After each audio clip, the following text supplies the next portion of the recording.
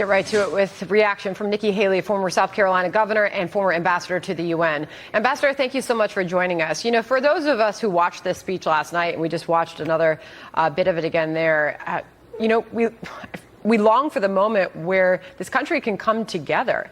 Was last night's, what did you see the attempt by this president last night? Who was he speaking to? Sandra, it was one of the most unbelievable things I've seen in a long time. He looked like he was in the depths of hell. He's got military officers behind him, which I hate that they even had to sit behind him as he was talking about how half the country are basically domestic terrorists. We are not extremists just because we want our kids to be able to ride their bike down the street and not worry about something happening to them. We're not extremists because they're parents who want to make sure that their kids learn the basics and not have to worry about what pronoun they're being called behind their back. We're not extremists because we think that all of this illegal activity crossing the border does matter and that rule of law does matter. We're not extremists just because we see how distracted this administration is and how more dangerous the world is becoming. You know, around as we watch things, we're not extremists because we're struggling to be able to afford groceries and not necessarily have the child care. It's unthinkable that he would be so condescending and criticize half of America for just wanting our country to go back to where it was, when the economy was good, when streets were safe, when the rule of law mattered. The idea that he condemned us was worse than Hillary calling us deplorables, was worse than Obama calling us extremists. He basically called us bad people. Yeah. And that's not a president I want. I don't think that's a president most Americans want. In a time where we're looking at how divided our country is, we are begging for things to go back to normal. And Joe Biden just proved he's the last person that's ever going to help us get things back to normal. It's why these races in November matter. It's why every one of us needs to show up. And it's why we need to show him that just because we're Americans that appreciate the good of our country doesn't make us bad. You know, our Peter Doocy just a little while ago had an opportunity to ask the president today about his speech last night. Listen to this exchange. Mr. President, do you consider all Trump supporters to be a threat to the country? Y'all, everyone, come on. Just trying to make that case. I don't consider any Trump supporter to be a threat to the country. I do think anyone who calls for the use of violence fails to contempt violence when it refuses to acknowledge when an election has been won, insists upon changing the way in which the rules you count votes. That is a threat to democracy. So it was a little difficult to hear there, but the president says, I don't consider any Trump supporters a threat to the country. However, quoting from the speech last night, there is no question that the Republican Party today is dominated, driven, and intimidated by Donald Trump and the MAGA Republicans, and that is a threat to this country. He said it. I mean, these are Americans who are just trying to make ends meet. These are Americans who are spending $6,000 more this year than they were last year. These are Americans who are going into credit card debt because of the things he has done. These are Americans trying to understand why he would go and have people who didn't go to college pay for people who did go to college. So, look, for a president to go and give a national primetime speech in front of military officers, and I'm the wife of a combat veteran and the sister of a combat veteran, the idea he would give such a massively partisan speech that degraded half of the country in the eyes of the world, I don't know any Democrat that can stand by that and say that that was okay. So what's the political I don't know impact? any American that felt good about that. Do you think it'll backfire on Democrats? The political impact is I think that anybody that saw that felt uncomfortable. I think any moderate Democrats that saw that would have felt very uncomfortable. I think the progressives probably loved it. I think the socialists loved it. But any freedom-loving Americans that looked at that would have felt very bad about that bright red backdrop with those officers back there with the president lecturing the rest of the country on who's right and who's wrong and who's bad and who's good. You see this in other countries. You don't see this kind of dictator-type language coming out of the president of the freest country in the world. And so I think if he keeps this up, I think he's got much more serious problems come November. You mentioned this a moment ago, that this type of name calling has now been indelibly inscribed in the Democratic playbook. Let's go back to 2016 and the moment that you referenced Hillary Clinton here talking about the basket of deplorables.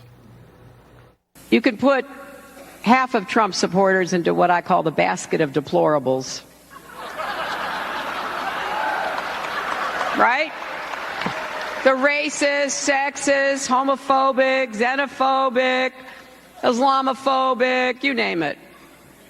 And unfortunately, there are people like that. And he has lifted them up.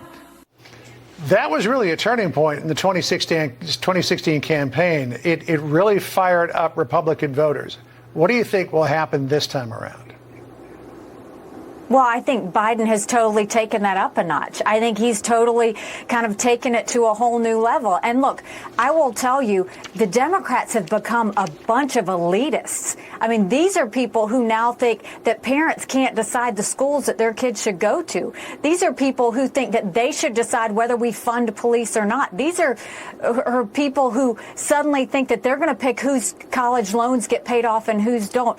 Everything that they've done, these are people who don't think minorities are capable of going to a DMV and getting an ID so that they can go vote. Everything they continue to do is more and more elitist. And we have to be very careful, because if you notice, they're wanting government to take care of everyone. They're wanting government to decide everything. And now basically Biden wanted America to realize that government will tell you who the good Americans and the bad Americans are, and how dangerous this threat is. The only threat was the man at that podium with a backdrop of hell sitting there lecturing Americans on the road that we're going down. It's a road that he's taken us down, and it's a road that we've got to stop. Republicans have to stop complaining. We have to get to work. It is time for us to stand up and start taking our country back. Ambassador, great to get your thoughts on all of that. Meanwhile, I'll move on to the release of the Office of the UN High Commissioner for Human Rights report on the repression of Uyghur Muslims in China. It chronicles, quote, serious human rights violations that may constitute international crimes, in particular crimes against humanity. The Wall Street Journal op-ed this morning writing that this report should force a debate in the UN General Assembly and Security Council, saying, let's see if the world's Muslim nations will vote to condemn Chinese treatment of fellow Muslims, or if they'll sell out for a Beijing-financed bridge. Do you believe that debate will happen?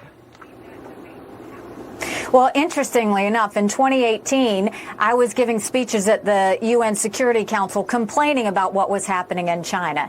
And the person in charge of human rights, Michelle Bachelet, had a report. It took her 5 years to come out with this report. She just went to China, was heavily praised in China. And interestingly enough, she drops this report 20 minutes before the end of her term. And what does this report say? What we've known all along. Mass torture, massive rape, forced sterilizations, forced abortions. This is the Chinese party sitting there basically trying to eliminate an entire group of people. That's called genocide. That's called genocide. And we swore never again to look the other way at that. This isn't just something the United Nations needs to handle. This is something America needs to look at, specifically our American corporations.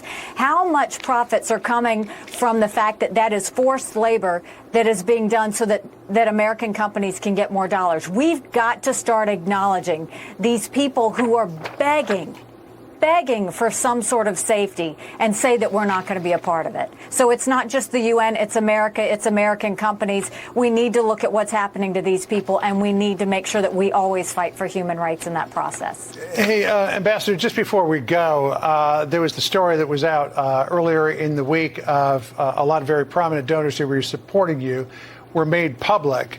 You are accusing Letitia James, the New York Attorney General, of leaking that list. What do you say to her? Well, you know, interestingly enough, I'm not accusing her. It was the New York State Attorney General's stamp that was on the tax return that was given to the press. So I know it came out of her office. And what I'm telling her is get ready for a lawsuit because we're coming after you. We are suing this New York State Attorney General's office, and we're going to make sure we expose her for what it is. And I hope everybody will join us at standforamerica.com in helping us go after her and let her know you did this to President Trump, you did this to the NRA, you've done it to our pro-life groups, you've messed with the wrong girl. We're not going to let you get away with it. All right. Former Ambassador Nikki Haley, appreciate you joining us. Thank you very much. Thanks, Ambassador. We'll see you again soon. Thanks so much. All right.